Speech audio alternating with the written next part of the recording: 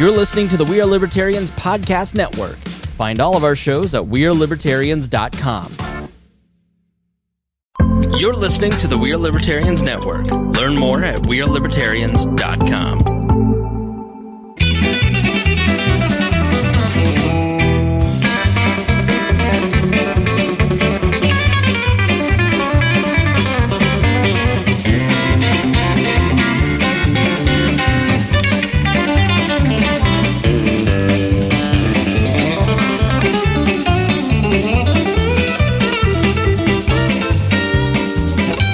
Welcome to the Boss Hog of Liberty podcast. This is episode number 179 of East Central Indiana's favorite podcast. Today, I'm your host, Jeremiah Morrell, and probably tomorrow too. On my left is my co-host, Mr. Dakota Davis. Today's episode features Mr. Chris Lamb. Chris is a veteran of the show. He has been on before talking about the Newcastle Career Center, but he is ready to move on to a new chapter of his life and is running for the Newcastle Community School Corporation School Board. This is a continuation of our candidate series. He is the last one in the school board episodes. We're going to be talking to Chris about a lot of the same things that we asked of the candidates last week. And we are also going to be talking about Delaware County has quite the mess on their hands with their whole election process right now. And make sure you stick around so that you can find out what Chris wants to do as a member of the school board. This show is about our lives in rural Indiana. We're here to push your boundaries and make you think as individuals. Sometimes we'll provoke you, other times we'll make you laugh, but hopefully you'll always learn something new. Oh, Dakota, we just did a Patreon segment where we tried this. You and I tried this infinity bottle of bourbon. I'm still working through my shot because it's a sipping bourbon we discovered. Mm-hmm. Yeah, if you want to know what the antique Old Forester bottle is all about, make sure you join patreon.com/Boss Hog of Liberty. Those are the folks who pay monthly to support the show and make sure that the bills are paid around this place. We do all kinds of things for the folks over there. I have some time coming up where I'll have some free time, and Audrey made some stickers. If you put in your address on Patreon, if you're one of those tiers, and you're going to get a little envelope in the mail with some custom-made stickers that are applicable to the show. So, if you join right now and you put in your address, then I'll make sure that you get one. But only you can get in just under the wire. That's right. We also have to thank the folks that support the show at $50 more a month. Those are the folks that really, I'll give some, but these guys give above and beyond. Top of the list. That's right. Those folks are Chris Lamb. Hey, in the building. Look at that. We have Christy Avery, Anthony Meyer, and Jonathan Phillips. Big thank you to all those folks. Absolutely. Much appreciate the support at any level. Any level you're able to kick in, but especially at that $50 and above level, especially as we head into the winter time here. We're about ready to move from air conditioning season into heating season. Yeah, we have electric heat. Yeah. It's it's comical. This place in the wintertime is comical. And see, you'll be seeing us wear parkas, and it's going to be feel like David Letterman's studio in here. See the brick walls behind us? That's also what it is outside.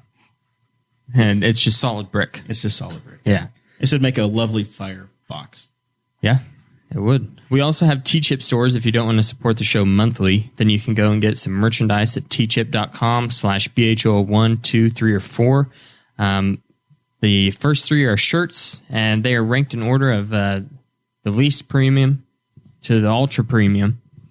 And then we also have number 4 would be the Protect Yourself line, which is the masks. We have masks, and we have bandoliers or gaiters, neck gaiters. You're literally the only person that says bandoliers. Yeah, it's a neck gaiter. Yeah. Well, the bandoliers or gaiters are also like for your legs if you're like trudging through swampy waters. People or that snakes, say right? People that say bandolier say washing machines. That's got to be what it is. I can't. That's right there with somebody saying vaccine. Well, whenever we flew to Florida on American Airlines, they called them bandoliers. Well, so your subject matter expert is a stewardess on a United Airlines flight or American Airlines flight. Or whoever wrote the little script memo that she has to read. That's like, okay. All right. Whatever. That's now I understand where it came from. Now that makes We sense. also have mugs. Yes. All right. Jeremiah, you put down an election update.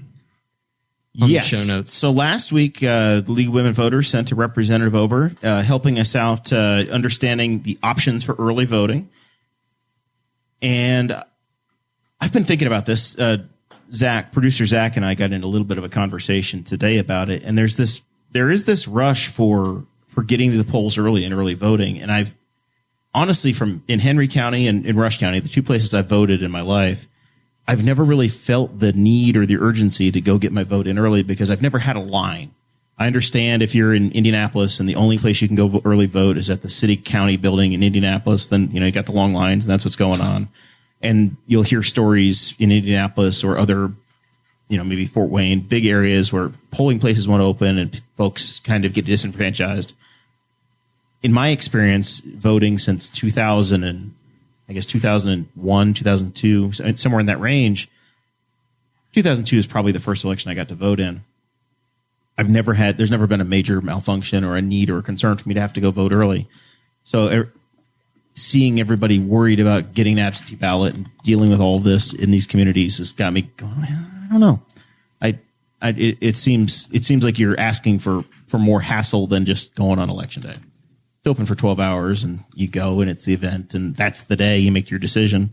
Could turn out that one of Chris's opponents is absolutely horrible and something happens and I voted early. So now I voted for one of them and I go, what the heck? Yeah. I can't get that back. Right. It could happen in the presidential race. It could happen in any of these. And I feel like some of these candidates are in a rush just to get you to vote in their one race and it's locked in and it's good for them. But as a voter, I want to hold on to my opportunity to vote until the last minute. I voted today, waited about an hour, took my mother-in-law. You waited an hour today? Yeah. And they closed 1 to 2 for lunch. And we got there and the line was extremely long. And at 12:58, we were the next one to go in. Yeah. And I thought for sure they're going to be like, sorry. No. But they got us in there and it was I'm concerned. I think there's, COVID number one is, I think folks are concerned about having too many people coming through, but I've never experienced a major crowd, even when I have voted in normal time, where it's been, you walk in and there's 6 polling machines and 2 are being used. I've never felt the mass rush or crowd. The League of Women Voters last week, I think she said something. They were projecting that voter turnout would be high this year. Yeah, that's what I'm thinking. Right. And it's entirely possible. I'm glad folks are going. I just don't know. To me, I'm probably going to be one of those voters that either shows up at Ivy Tech when they have their hours. Going to the actual courthouse is probably unlikely for me. Or I'm either going to go really convenient and it's going to take me 15 minutes to vote at Ivy Tech, or I'm going to go on election day and it's going to take me 5 minutes and it's going to be done and set. You can go to the American Legion. There's typically no line. Yeah, exactly. Yeah. I've stood outside of the polling place working for candidates or being a candidate myself and looked at the complete lack of lines at the arts park or the American Legion or any number of these places. It's just usually basic. But if you are a register in quotes, Democrat in Muncie, then you might have to mail in your ballot and vote early, and you didn't have a choice. So there's a former employee of the clerk's department in Delaware County by the name of Vicki Woodson, who is also a Democrat precinct committee woman. She's no longer employed and was not at this time when this controversy happened. She was not an employee of the county. I think she just was somebody that worked in the office, was incredibly in tune with how to do this.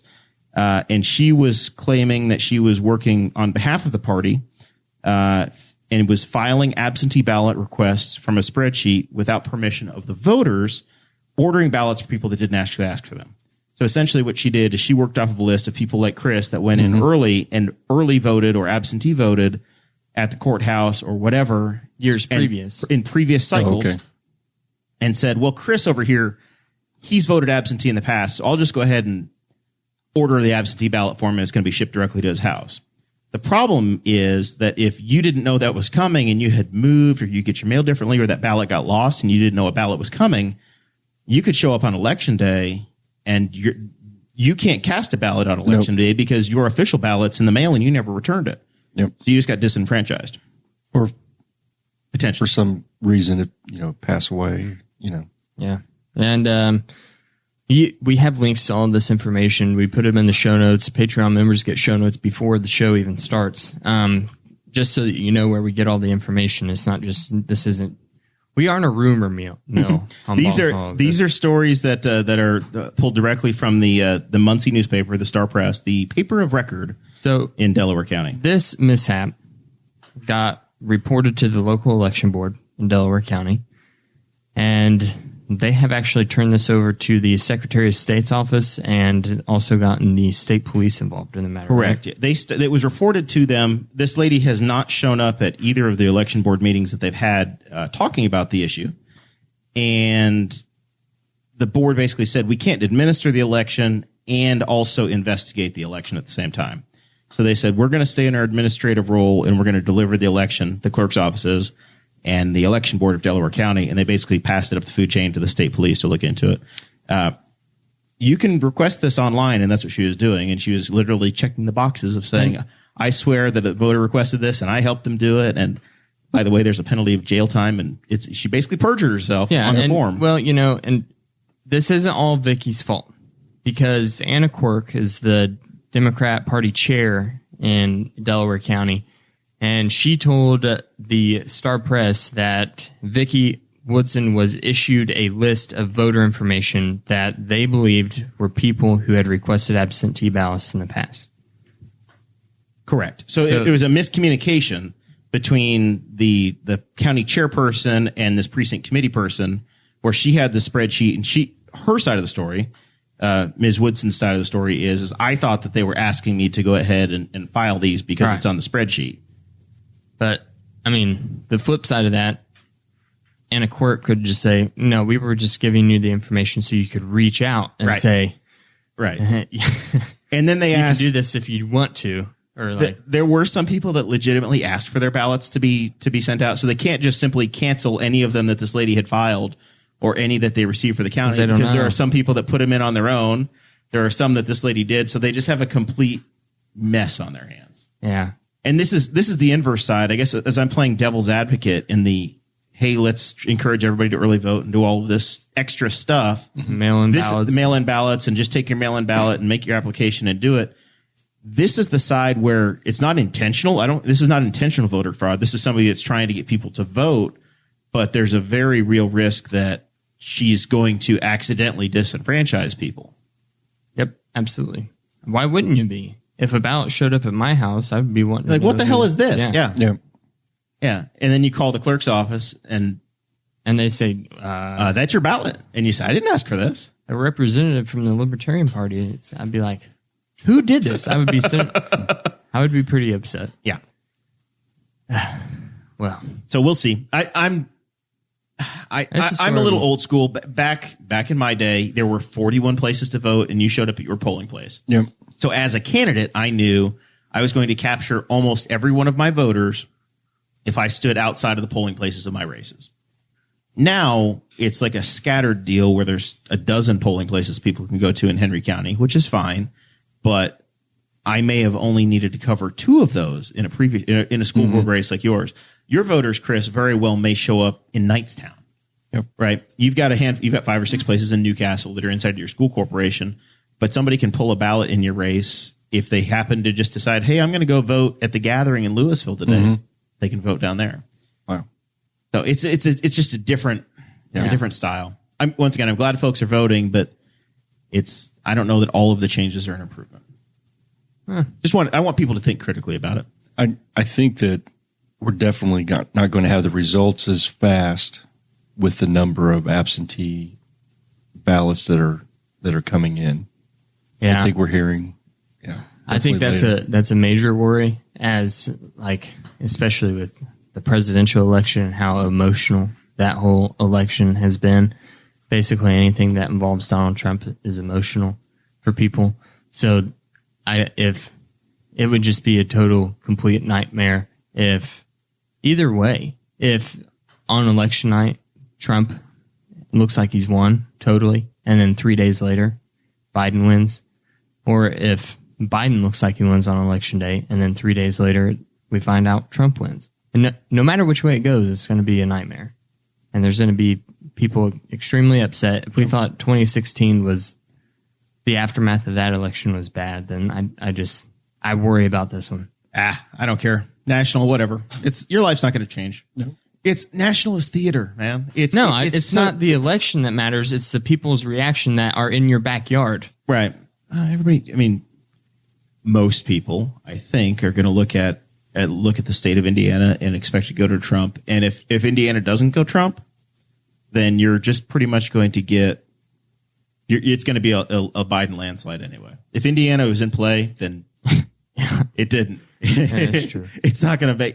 Don't get out of sorts based on the Indiana results. We went blue for Obama, right? But because when Obama won Indiana, it was a landslide. There wasn't a lot to worry about. Yeah, that's true. Right. That's the point. If the state of Indiana is in play, then the Republicans are probably in for a really long 4 years.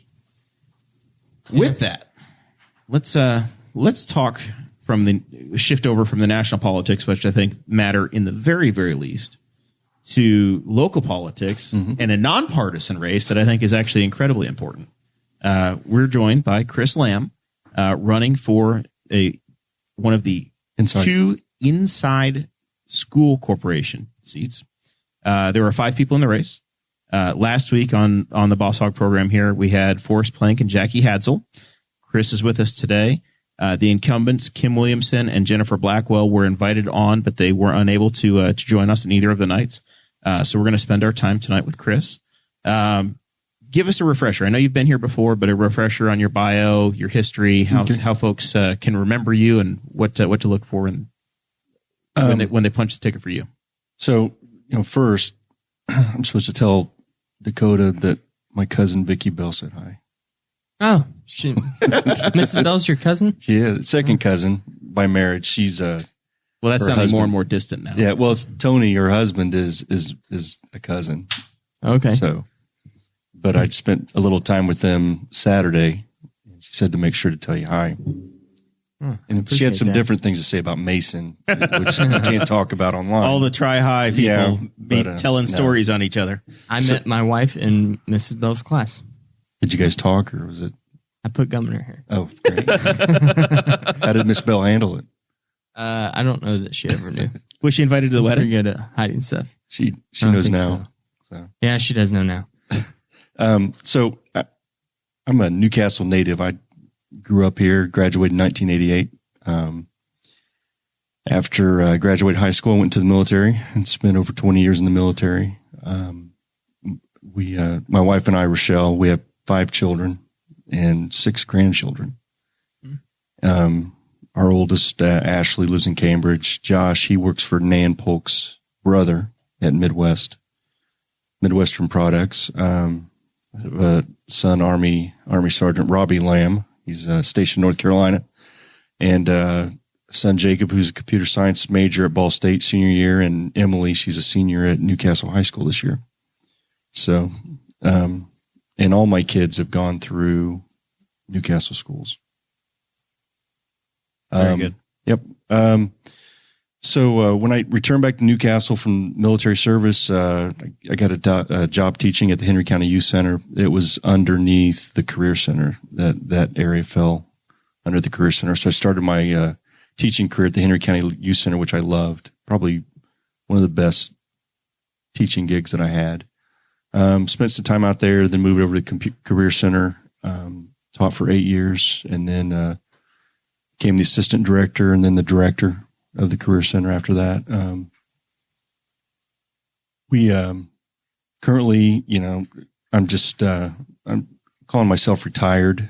Some people say unemployed, but I do have a retiree ID card, by the way, from the military, so I can say I'm retired. Not an AARP card, but a military retirement card. Yeah, a military retirement card. There's no gray in that beard. I'm just asking. I get mail from them all the time, and I'm 37, so it's not. I don't know if Dakota's received his first piece of mail from them yet or not, but it's not far off. Well, my wife got one today, and she turns 50 next month, and so when I read through the incentives to be an AARP member, and I just couldn't bring myself to It's just not, you know, you're just it's not there yet. Saving 5% at Denny's just isn't worth it too, is it? No. So This is where Guffey would make a joke about how old Zach is. Yeah, I was I was looking in the chat for the comment where he would talk trash because producer Zach had his mic muted. Yeah. I browbeat him. See, I muted it. I browbeat him in the. And that's what happens. I forget. I'm a little slow to unmute it to talk again. But yeah, I was looking at the chat. It's like, oh, here's where Guffey, wherever he is, he finds a way to hop in the chat and talk trash. Talk about how old Zach is. All right, so we interrupted Chris. So you're retired. yeah. And doing some other things locally, and I'm on the Habitat for Humanity board. Cool. And I started that about 4 months ago. I was asked to be on the board, and currently I'm on the nominating committee. We want to get some younger people involved. The Habitat board does great things, obviously, for the community, and we worked with them when I was at the Career Center. We've built about 3 houses for them. Yep. And but I think I'm the youngest one there. Really? Yeah. Oh, yeah. And that's, Is Jimmy Carter there? He was supposed to speak at their meeting, but pandemic and all, he's not able to travel. But I'm just, I like to, I had my time off. Since I've been graduated high school, I've worked full time over 30 years, and the break's nice. I can imagine. Yeah. I've been working nonstop since, for 21 years now. Yeah. And I've thought that a number of times, like, man, it'd be kind of cool. It'd be kind of cool if I just had a little sabbatical. You only have 5 years left till you're 55? Hit your points? Yeah, sure. Habitat for Humanity is doing a house in Spiceland right now. I think it's on the front page of the paper. Yeah. Yeah. And Gaddis, there's a build going to go on there, I believe. That's going to be a panelized build. Oh, yeah. Cool. Yeah, that'll be so they'll build the walls and everything offsite and then deliver Bring them in, slap them in. And which I think is a standard now anyways for most homes, like TK homes and places do that. Goes up faster. So why did you decide, after you spent all this time teaching, you went through leadership in the Career Center, what made you decide to go, well, now I'm going to go to leadership of the whole corporation? I've spent my lifetime in some sort of service, whether it was the military or students, and I like to make a difference. And the school corporation is really central to a community. We're rolling out future leaders. We're rolling out our future employees in our communities. So I think it's a pretty vital role to be in. I like the school corps. The teachers are just so committed to the students, and I think that we can do some things better. And that's why I decided to. I always thought I would do this when I retired. If I had stayed until I was like 60 or 65, and then the opportunity presented itself, and it was a good time to run. So, how's the response been from former students, the folks in the community? How's the run been going? Just phenomenal. T-shirts. The kids love the T-shirts. The yard signs are. I ran out and had to go back and do another order. I was kind of surprised. I was telling people that, you put one of these yard signs in your yard and your property value goes up about 20-30%. So, well, that's probably why Newcastle's been, the real estate market's been so wild. Yeah. It's all the yard signs. Yeah. Everybody thinks all these houses are for sale. It's just folks running for office. And then, I was at Castle Point today and they said they were worried about people egging the window because of my sign. So, but is there that much tension in the school board race? Did the Castle Point people have anybody in the county council race in the window? I know there's a lot of competing barbers in that race, so I wasn't sure. No, there were just 3 signs, mine and the two incumbents for Newcastle schools. And then, Justin, he doesn't need is signed, he's running unopposed. So Absolutely. Yeah, that's it. Well, we don't typically make a habit of bringing people in that are unopposed on the show. It's just like there's no competition there. no.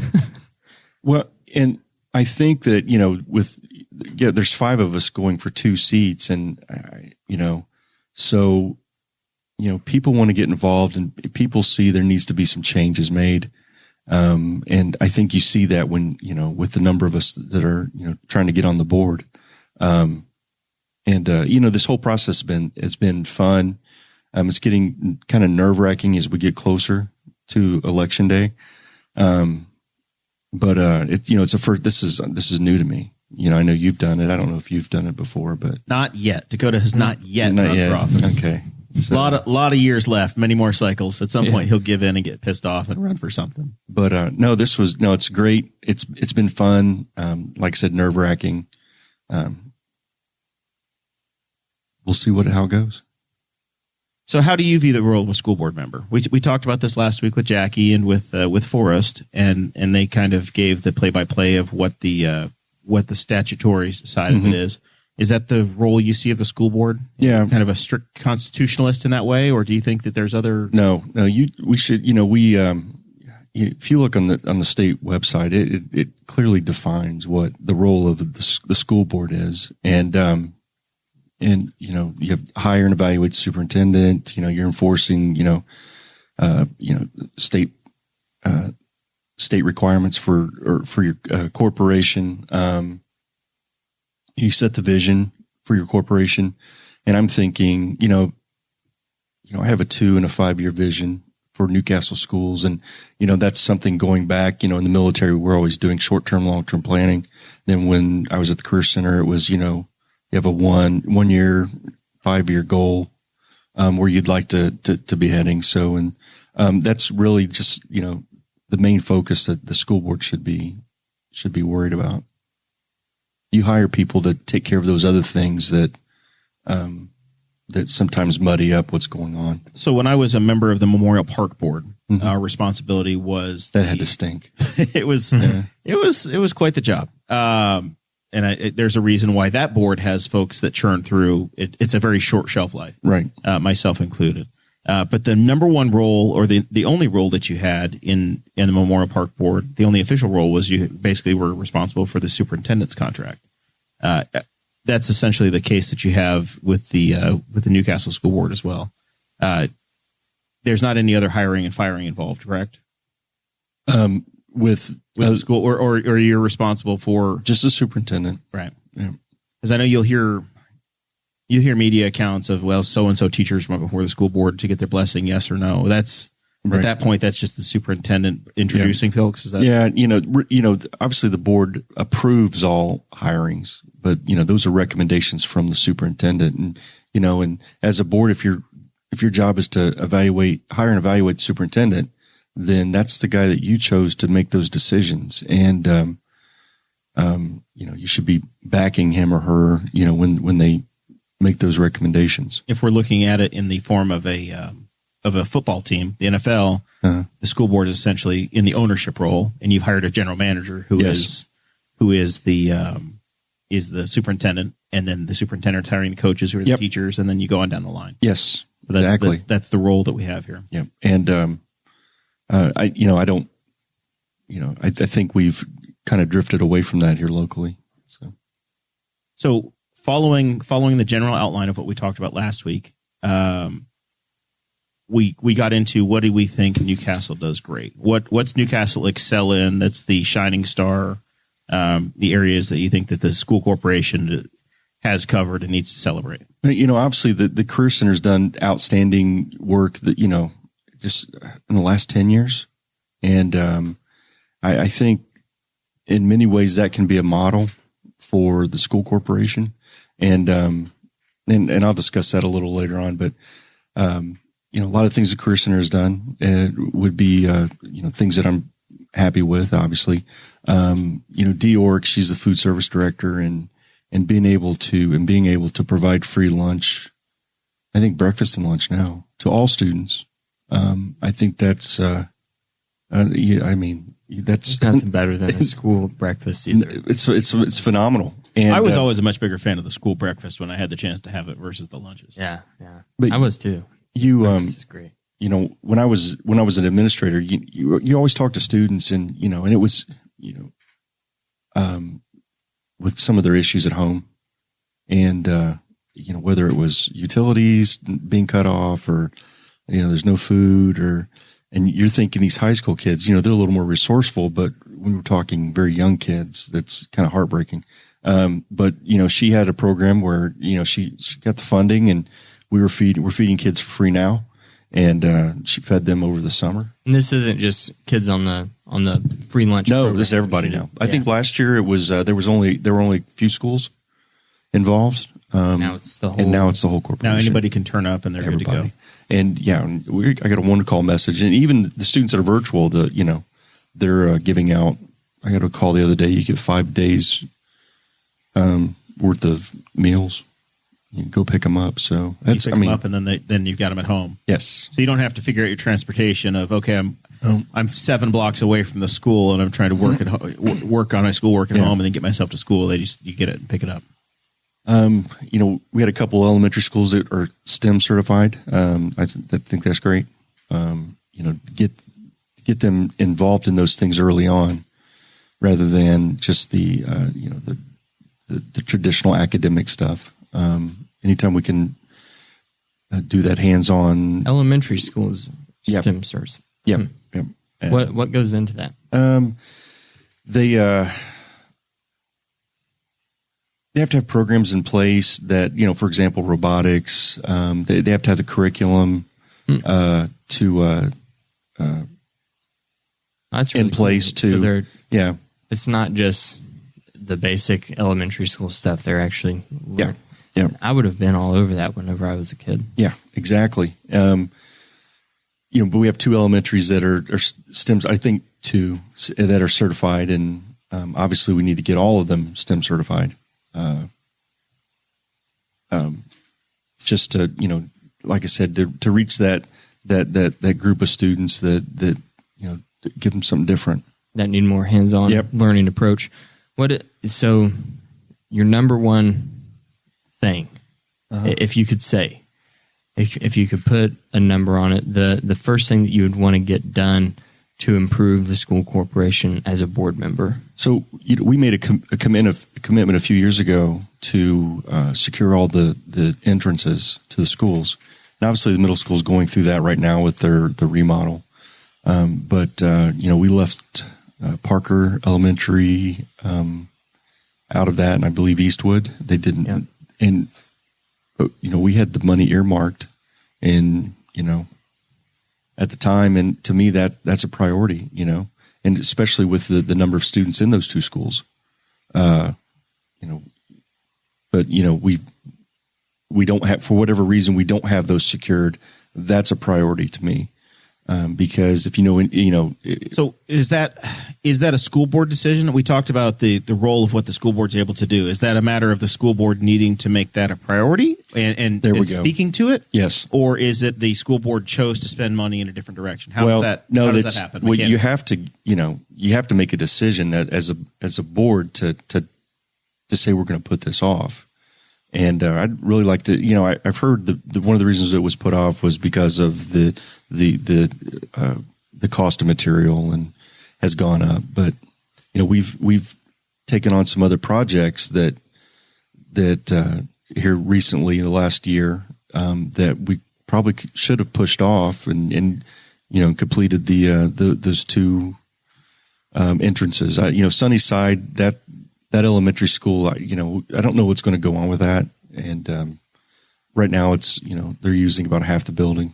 And but it's another one that does not have a secure. First through 4th grade right now? Yeah. So the other projects, I think they talked about it last week on the show, talking about the athletic department getting a new weight room and some of those types of things. I would have, definitely would have liked to have seen all the elementary buildings to be secure. It seems like a big priority to me too. Is that the biggest burning issue? Is the security of the buildings?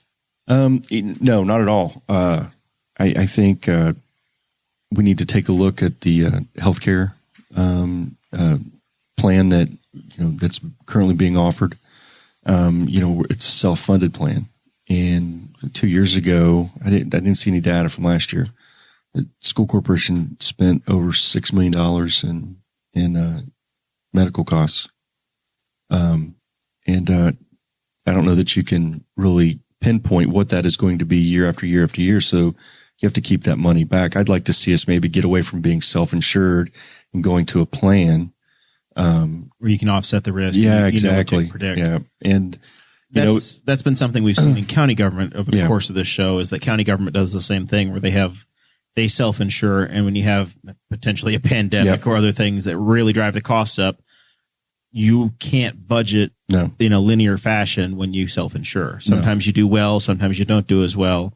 And in the good years, you tend to try to spend that money. And then when you have the whopper of a year, the board finds itself in trouble. I would like to see, like I said, to go to a plan that's, with the shared cost. And, in any money saved from that, I would like, we need to definitely invest in our teachers. And I'm not necessarily talking about pay raises, I'm talking about professional development, so they can learn the latest and greatest in their fields. And then, having salaries that are comparable to other school corporations. We need to focus on making this corporation the best choice for the community. And, we have quite a few students that travel, that live in the community, that go outside. And we need to fix that. I think Forrest said last week there's a net deficit of about 200 kids. Right. I think you have about 400 that go out and 200 that come in. And, that's, that was done a number of years ago, used to when I grew up. If you lived here, that's the school you went to. Right. And, the inverse of that is that folks have the conversation of that the school has to compete, right? Yes. The school has to find a way to make itself better so that teachers and parents choose to participate in that school corporation. Yeah. And, our competition are the county schools. And, when I was at the Career Center, I worked extremely well with county schools, and each of them, they excel in some area. Like I said, I'd like those 400 and some kids that are going outside of Newcastle, I would like to, So are there too many school corporations in this community in Henry County? Is that, because it sounds like on one hand you play with each other where Newcastle sets the school calendar, Knightstown, Tribe, Blue River, and Shenandoah all follow Newcastle. Right. You have kids that are coming to the Career Center constantly. We have kids that theoretically could go to 7 different school corporations if they live in Henry County. Because I think the kids in Liberty Township potentially go to Hagerstown. You have kids in Stony Creek that go to, is it Union? I don't even know. You can't get there from here, so I never know where those guys go to school. We also have a private school in Henry County. And a private school as well. But, we've heard politicians talk in the past of maybe some school corporation consolidation that should happen. I don't want to take that a lot of times people move to the country because they want that life and they want their kids to grow up in those schools. And, so I don't think there's too many schools. If a school can stay in the black and, it seems like it's, we talked whenever the Red for Ed issue was going on. One of the big things was everyone kept talking about student to teacher ratio, classroom sizes. And I think that, you would be shooting yourself in the foot by consolidating some of the schools. Yeah. Because then that just gets worse. And then you have a teacher whose pay probably didn't go up, but now they have more heads to handle. So, I say keep the small county schools. Are schools able to ask why bring some left back. the Spice district? them, Louisville. Yeah. They can pull that data, and it's called 5-star or something like that. I had access to it before, and when I was on the committee for the middle school remodel, you can get all that information and make those calls. And you say, I liked programming better, or I didn't like a teacher, or I wanted, we grew up in this school corporation, so that's one we want to go to. But what you're seeing though is that a lot of those corporations are just to stay black or are cutting programming. And if you don't have a comprehensive, list of programs or to offer to students, then I think that's not a good thing either. Blue River cut football, guys. I don't think they've ever had football. one of the greatest Undefeated. shirts. Yeah, they had a shirt undefeated since 1963 or something like that. I've always wanted to get one of those shirts. It's hilarious. So, we need to me, that's, if you ask Chris Lamb as a school board candidate, I think we need to focus on those students that are leaving, and try to get them back in. All right. So the nation, Indiana included, and our local area has been really impacted by the current pandemic that's been going on, COVID-19. Do you think that it's been handled well by the school corporation, or are there things you would like to see different? I think it was very everybody. I mean, you didn't know. How could you really plan for this? I mean, we're planning for, disasters and things like that. If it happens, in school, but, we've never planned for a pandemic. And, I think, I think they handled it as well as any other school.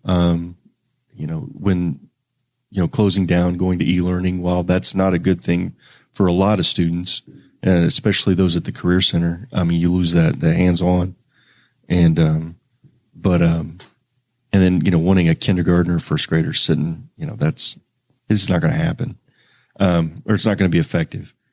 So I think they did okay. Coming back, I would have liked to maybe seen like a green and a white day, so we could, That's where you get 50% capacity. Yeah. I would like to see that. And I don't know if it was talked about or not, but, I would have, that's something I would have pushed during the end of the spring semester.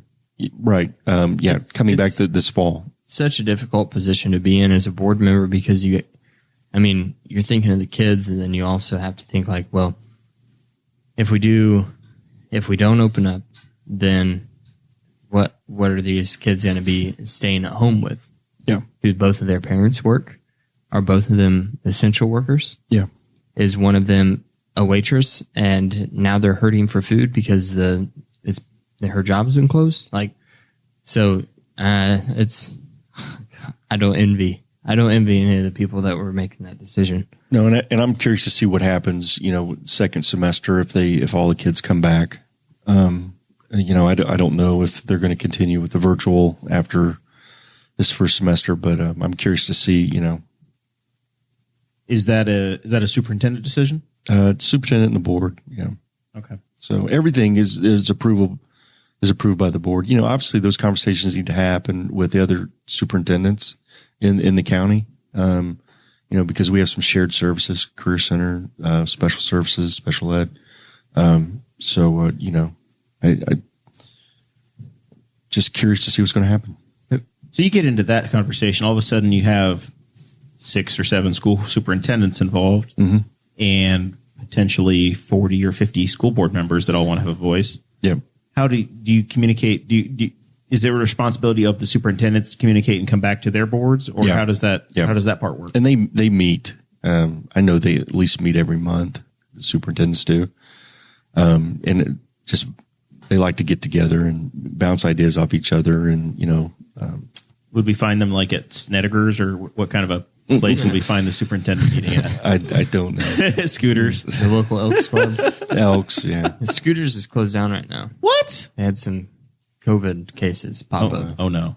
Yep. Uh-oh. Okay. This is tragic news. Granted, I haven't been in over a year. The owner got the COVID. Yeah. But to go back to your question, I think we need to, like I said, look at healthcare and see if we can save some money there and put that back into, training our teachers. And, one of the incumbents had posted that, talking about, during their tenure, teacher raises, and you need to have some conversations with some teachers because, even though there was an increase, there was also a huge increase in employee healthcare and in their cost. So the take home didn't get affected. So 26 pays that, family plan increased about $100. So right off the bat, that's about $2,600. And then you doubled the out of pocket. It's over $5,000. And, so that, for Newcastle, that $3,000 that we gave teachers, those that are on a family plan actually, lost money. I think that was one big thing that our friend Stephen Vitatoda was talking about whenever he was leaving the Newcastle Career Center. That was one of the things he cited was like, we got a raise, but not really. I'm never going to make more money here and I have to do this. No, and not like that they used to. As a teacher, you knew where you're going to start and you knew where you're going to end in 20 years. You know where you would be, and it was comfortable, I think. And now, with the top teachers in the top end making over $60,000, I don't know that teachers now, with the current system, will make that in the 20 years with currently how we're doing it. And that's in the locally that wasn't decided. That obviously was decided at the state level on teacher pay back when Dr. Tony Bennett was the superintendent of public instruction. And but anyway, so we're paying for that now. If you can't get good talent in here and keep teachers here, I don't know that you're going to offer a great product and to the community. So you've transitioned us very well into Red for Ed. Oh, yeah. I remember that. Rob Kendall. When that came up in January and February and teachers stormed the State House, did you have a red T-shirt on? What were your feelings? You didn't see the red Newcastle Career Center T-shirt, the Red for Ed? We did those. Oh no, strong. I definitely supported that effort. And I was a teacher, and I was in there when I was getting, and let me tell you, a step increase for a teacher wasn't like thousands of dollars every, some years I would get $600. Some years I'd get $900, but I knew I'd always get something. And the end goal was I was going to max out at some point. And you mentioned that, and I don't know if you'd seen that press release today that, that the board that was put together to decide or come up with suggestions on teacher pay in the state of Indiana. No, I hadn't. They came out and said, we're not going to release the recommendations until after the election. Why? Yeah. What do you have to vote for the bill before you know what's in it. Right. So, look, I had read that headline today, and that struck me as odd. But we definitely need, our teachers. Some of them took a pay decrease, and then had this, huge out of pocket expense, for a family, health plan to, if their kids got sick or their spouse got sick, if their spouse was fortunate enough to stay on the plan. I don't know that, they did a spousal carve out, and I don't know if that's pretty common in the workplace nowadays. Where your spouse has to take insurance if it's offered. Yeah. And, that's pretty common in the private sector. In the military it wasn't. And, but yeah, I don't, but if you're having, your employees and you want to have this kind of this family vibe, you don't cut spouses out, personally, right. But we need to figure out a way to, to also make it affordable. But I don't think we should be trying to solve the financial problems on the backs of the staff. And I keep saying teachers, but teachers got a raise, but what about the support staff? And they took those same healthcare increases without a pay increase. Yeah, imagine a school without a janitor. Yeah. And it's hard to imagine. They're already in positions that I don't want to say they pay extremely well, but they can get by. And but when you increase their healthcare costs by thousands of dollars in a year, that's It becomes untenable and folks have to find something else to do. Yep. And then the school corporation has an even bigger problem. Yep. Exactly. So is that like the next question was a plan for increasing teacher wages. And I've heard you talk a lot about, we need to encourage and provide professional development for teachers being a big deal.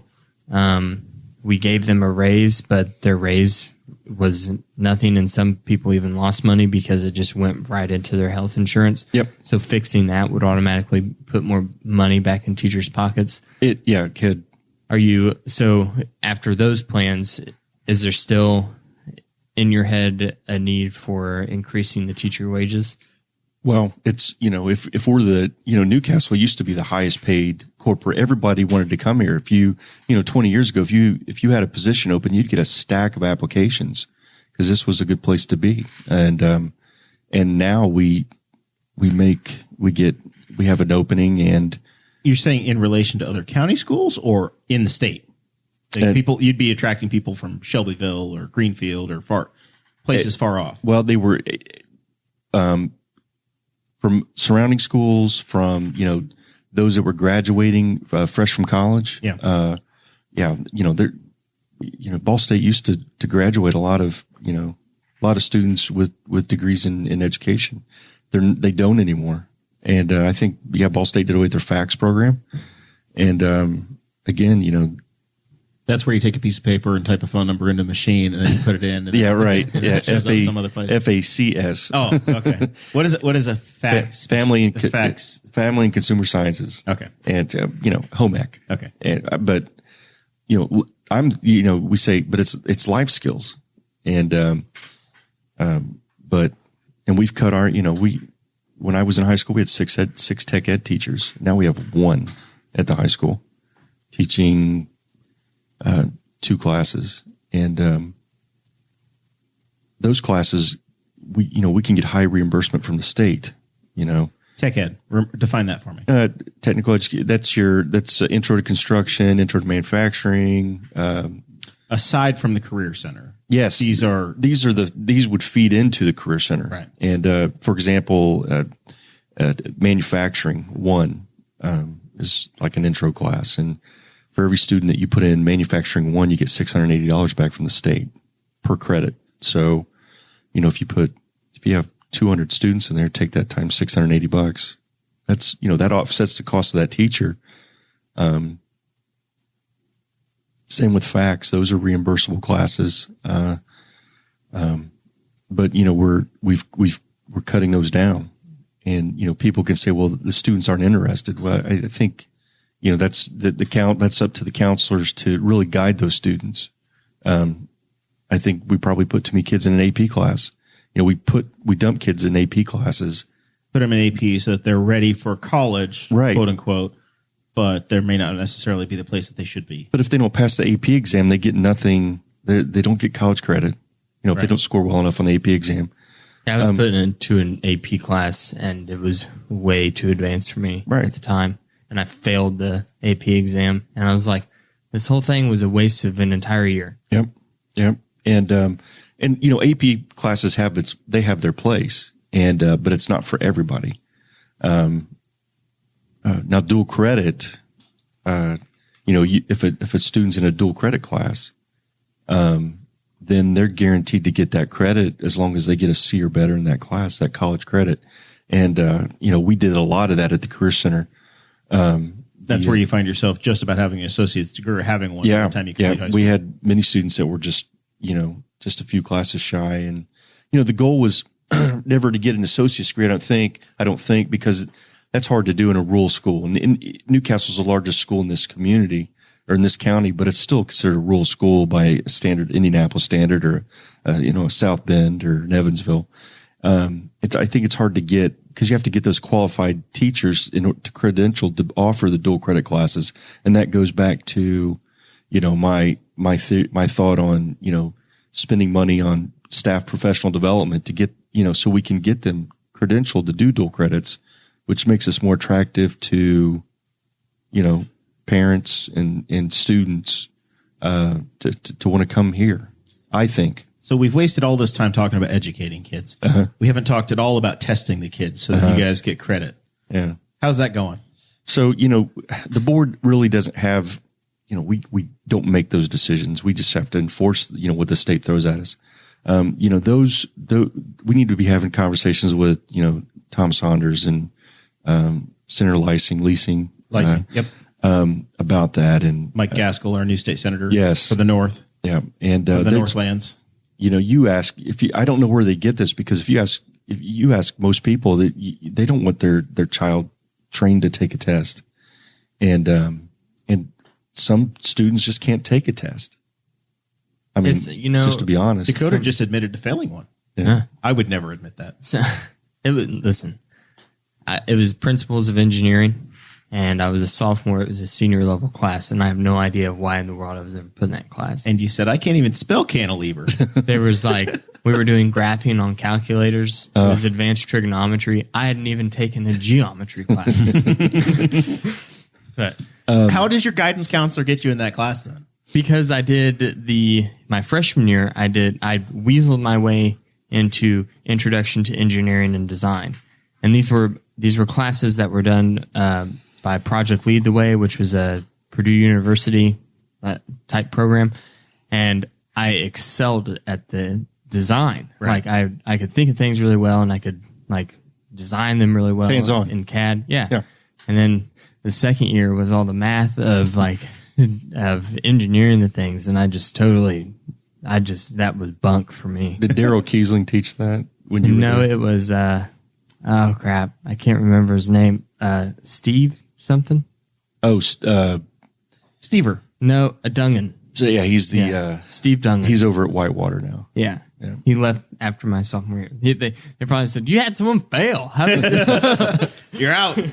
How'd Dakota Davis fail one of your classes? He's one of our A students. You're out, Steve. But going back, those conversations need to have, and let me tell you, Tom is he is such an advocate for public education. Yeah, Tom's great. And and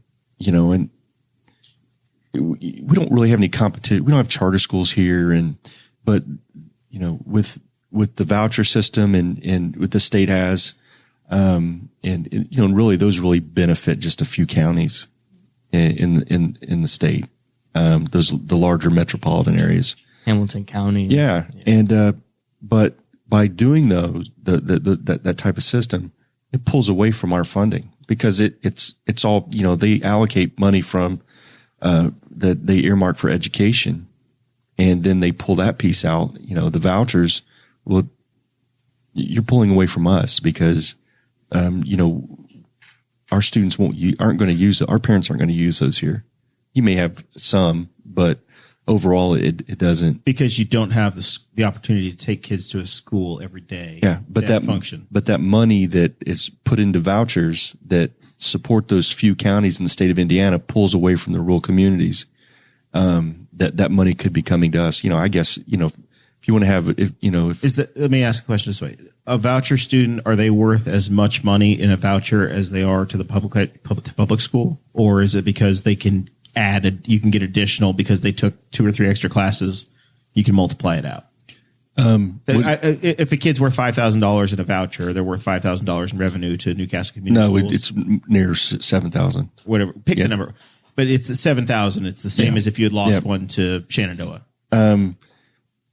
If you look at it that way, yes. Okay. So I'm looking at the overall education budget in the state of Indiana, and that money that they pulled aside for vouchers, that means that's less money we're going to get back per student. Okay. And it only benefits certain counties. And Do parents that homeschool their kids, do they see any of that They money? get no credit whatsoever. Nothing. Homeschoolers essentially pay taxes for public education, and they don't receive the benefit from it. Yeah. I could understand the voucher system if you were going to include homeschool kids. And, if you're truly going to say have the money follow the kids, then why doesn't the money actually follow the kid? Because now you're just playing games.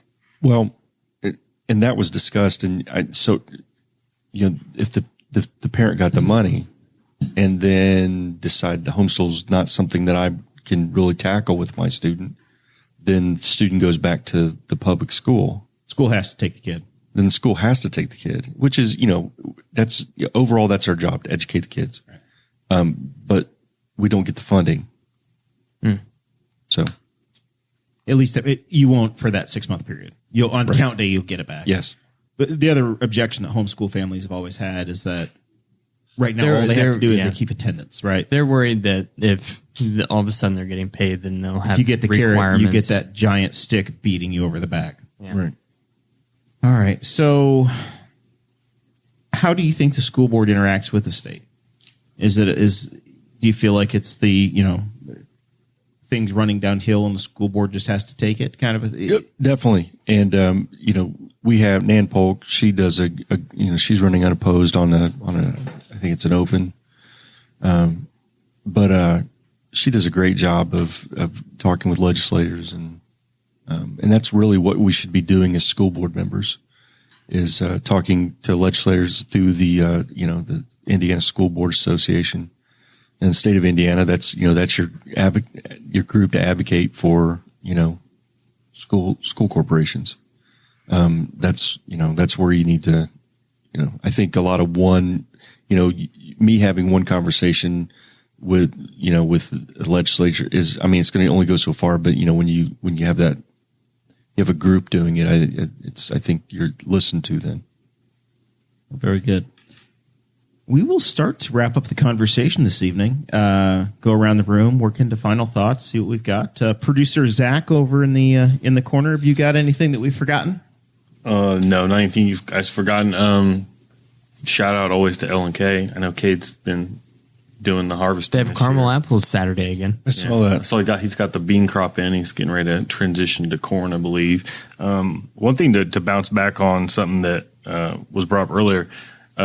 I'll give a shout out to the food service because I know my kids were in school and all through the pandemic thing when they were not in school, they had a insane organizational system for you went by on Wednesdays and they gave you 5 breakfasts, 5 lunches and had it all organized and just tell them how many kids you had and they drop it off and just throw it in the trunk of your car or whatever. And it was incredible to see them do that. And then when they had to move it all to the field house, I think for part of the summer, they were doing the whole town and they would have a line. They would have the whole field house parking lot stacked up with cars and they would just get everybody through real quick. So I know they were working real hard at getting all that stuff done. So they probably don't get a shout out enough for all the work that they did keeping kids fed because that's probably the only way that some kids were eating over the summer. Yeah, exactly. And to do that during, you know, the pandemic is, I mean, that's, you know, logistically it was a nightmare just to do it with, you know, if there was no pandemic.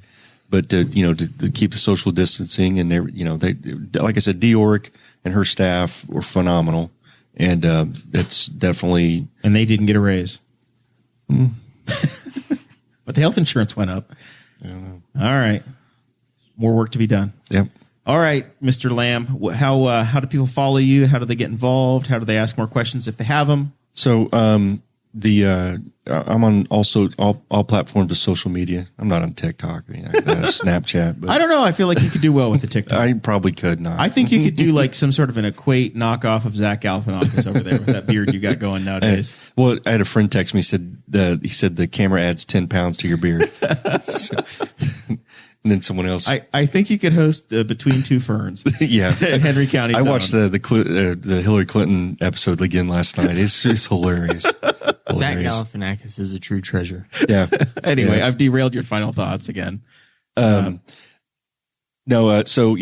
Chris Lamb for School Board. I'm on Facebook and I'm on Instagram and Twitter. And my email address is there. You can, always reach out to me through email. But also, I get around town quite up, driving around with my Dodge pickup with my Chris Lamb for School Board, metal magnetic signs, and I always keep T-shirts and signs in the truck. So if I'm somewhere and you want one, don't be afraid to approach me. You got the hookup. That's right. Good. We appreciate you very much for coming on and joining us. Well, I appreciate you having me, and it's an important race this year. Yep, it's definitely become the most interesting race. I think of all of the local races, the school board one it's got my attention. So I'm excited to have extended the invitation to all of the candidates, but 3 of the 5 have taken us up on it. We're glad to go through it. So I think the last time I was here, most viewed? Yeah. Oh, it was massive. Yeah, it was. And Yeah. is it still most viewed? Yep. Still P1. You got a lot to live up to. Well, I haven't then checked I didn't share it when I did the show last This time. was, no, I you shared weren't this. even you weren't most viewed on video.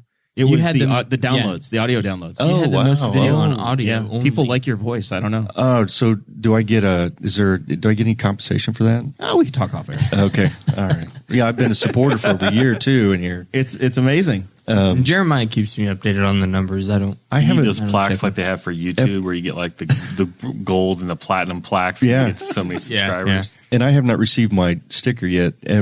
I mean, Oh, Dakota. just saying. Gonna have to bust into the sticker supply. You say that's on me, but I've got stickers over here. you're half of this podcast too. Order fulfillment has been the Dakota Davis side of the yoke. All right, I we'll would work on display. that. I would display it proudly. We will. We'll get that remedied. Dakota, you got final thoughts for me? I do. My wife's still making cups, tumblers. She's been making a bunch lately. She's making like 4 more for producer Chris Guffey. So the cup orders keep flowing, but she also has she's been making keychains. Like she just started making keychains made out of epoxy, and she can customize those the same way that she does the cups, and they're cheaper than the cups. But I think they're pretty cool, so I wanted to plug that. And then I was going to say something else about Zach, but I can't remember. Oh, just to thank you. Zach has been filling in for me. He's been filling in for Chris Guffey. Somebody's gonna have to start filling in for Zach, though. Yeah. You got to get some full attendance around here because Listen, poor Zach's he's been here too much. The other week, it was like we were having a show going on. No, it was last week. We were having the show happening, but Audrey had her mom reached out and like she wanted to do something. I've been working late every other day in the week, so I kind of felt bad by being like, "No, you have to stay home again with the baby." And so I reached out to Zach, and Zach's like, "Oh, my wife just got out of surgery like 2 days ago." I was like, "Well." Yeah, I was sitting in the hospital. Is what you messaged me. and he's like, I can ask her though, and I was like, She's laying in the hospital bed. Let me check. I was like, don't do that. It's She's still under anesthesia. Let me when she wakes up, we'll see. It's totally fine. And then I'm like, it's fine, whatever. So I still came, and then when I'm sitting out in the parking lot, and Zach pulls up right beside me, and I'm like, "What are you doing?" And he's like, "Filling in for Chris." Okay. He said April told me that it was okay, and I didn't even have to ask her. I didn't bring it back up. She said, "Yeah, if you want to go do it, you can go do it." I'm like, "Well, I'll see." And then I got messaged again about being Guffey. It all worked out. All right. I think we're back to Thursday of next week. Don't know who the guest is. Don't know what we're doing, but we'll be back Thursday of next week. We're doing this on Tuesday because if you guys think back to previous episodes, you've heard from Cousin Rick, the beekeeper. Well, Cousin Rick is getting married, and I'm a groomsman, so I got to go do a bachelor party. It's going to be weird because Cousin Rick came to my bachelor party with Dakota. He attended Dakota's bachelor party, even though they hadn't met each other yet. I got him down to Nashville, so we got to do a bachelor party for Cousin Rick. A man I've never met from Illinois drove to Nashville for a guy he's never met's bachelor party. Nashville, Tennessee. Yes. Tennessee. Wow. Yeah. I am. We had a lot of fun. Sometimes I can be a convincing son of a bitch. And he locked himself out of the room that night. The second night, he did spend the night on the roof. Very much hangover-esque. Of a parking garage. Of the parking garage. Wow. So we'll see what happens this week. I may have stories next week. Who knows?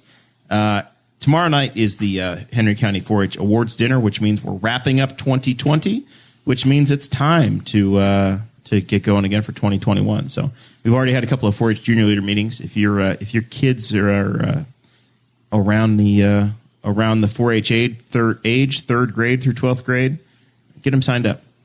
Awesome program. You get to work with me eventually. Check it out. We appreciate you all for joining us this week. We will see you next. Thank you for listening to the Boss Hog of Liberty, which is part of the We Are Libertarians Network. I am Chris Spangle, and I am the founder of this network, and I invite you to listen to all of our shows, which you can find at wearelibertarians.com or by searching for these in your podcatcher. The flagship show is the We Are Libertarians podcast, where we apply libertarian principles to current events. The Brian Nichols Show is a conversation amongst Republicans, Democrats, Libertarians, Independents, as they talk about what is happening in the news.